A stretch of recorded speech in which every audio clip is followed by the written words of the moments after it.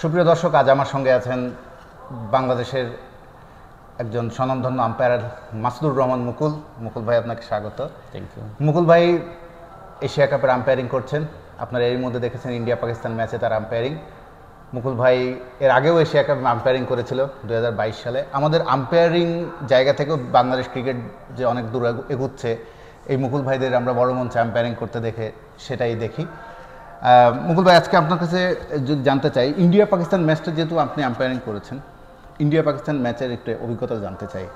ওদেরকে মাঠে, দুই টিমের বাইরে তো অনেক আলোচনা হয়, মাঠে হ্যান্ডেল করার কতটা চ্যালেঞ্জিং?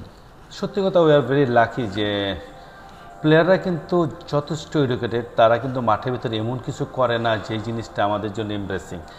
তারা লফুলি যে কাজগুলো সেইগুলো করে, তাদের অ্যাপিল করা, তাদের অধিকার, তারা অ্যাপিল করে, তারা যেইটাই করে লফুলি। বাট আমাদের সত্যি কথা বলতে, আমি এটা আমার 4 নম্বর ইন্ডিয়া পাকিস্তান ম্যাচ।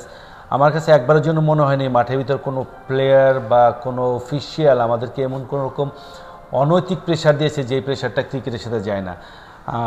ব্যাপারটা জিনিসটা দাঁড়ায় হলো, ইন্ডিয়া পাকিস্তান একটা নাম, অনেক বড় প্লেয়াররা খেলে এখানে।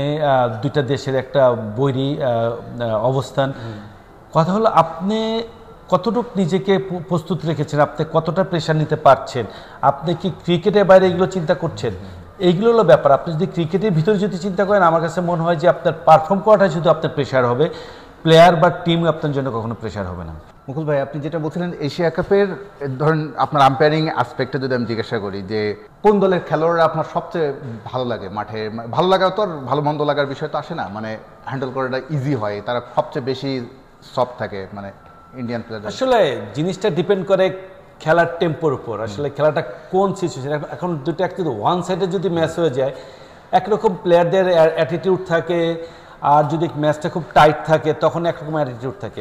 সব কিছু ডিপেন্ড করে আসলে আপনি কতটা পারফর্ম করলেন, যে আম্পায়ার আপনি কতটা পারফর্ম করলেন, আপনি কতটা লফুলি কন্ট্রোল করলেন, আপনি কতটা ম্যানেজ করলেন, তার উপর। আসলে এইভাবে বলা খুব ডিফিকাল্ট যে কে আপনাকে বেশি প্রেশার দেয়, কে আপনাকে কম প্রেশার দেয়।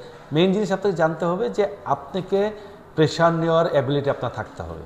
আম্পায়ারিং যখন করেন তখন তো নিউট্রাল, নির্মোহ, কিন্তু আপনি তো একজন বাংলাদেশি। বাংলাদেশের পারফরমেন্সটা অ্যাভাল কেমন লাগছে সোফারে এশিয়া কাপে? দেখেন, সত্যি কথা বলতে আমি সবসময় একটা কথা বলি, আমাদের আম্পায়ার যারা বাংলাদেশি আম্পায়ার, তাদের সবচেয়ে বড় দুঃখ একটাই, আমরা আমাদের ভাবটা, আমাদের মানে কি বলে, অনুভূতিটা প্রকাশ করতে পারি না, যেটা আপনারা করতে পারেন, যেটা সাধারণ দর্শক করতে পারে।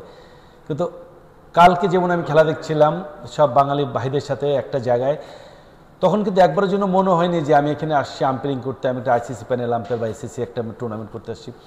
আমার কাছে আমার 8-10টা বাঙালি ভাইদের মতন আমার কাছে, আমি ওরকম তাদের সাথে যখন উইকেট পড়ছে তখন কষ্ট পাইছি, যখন 4-6 মারছে, যখন জিতছে তখন উল্লাস করছি। আসলে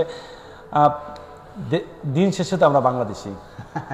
এবার এশিয়া কাপটা কি মনে হচ্ছে বাংলাদেশের, যদিও একজন আম্পায়ার হিসেবে তো আপনি বলতে পারেন না কে ফাইনালে যাবে, তবে আপনার যেরকম পারফরমেন্স মনে হচ্ছে যে তাদের ভালো চান্স আছে কিনা? ডেফিনেটলি আমাদের বাংলাদেশে এখন যে টিমটা খুব একটা ভালো ট্র্যাকে আছে, এবং সবচেয়ে বড় কথা যে আমরা প্রথম ম্যাচটা জিতে যে আমরা এক ধাপ এগিয়ে আছি। সো এখন আমাদের যে জিনিসটা দরকার, এটাকে কন্টিনিউ করার। আপনার আম্পায়ারিং লাইফে সবচেয়ে টাফ মনে হয়েছে কোন টিমকে হ্যান্ডেল করা আর কোন প্লেয়ারকে?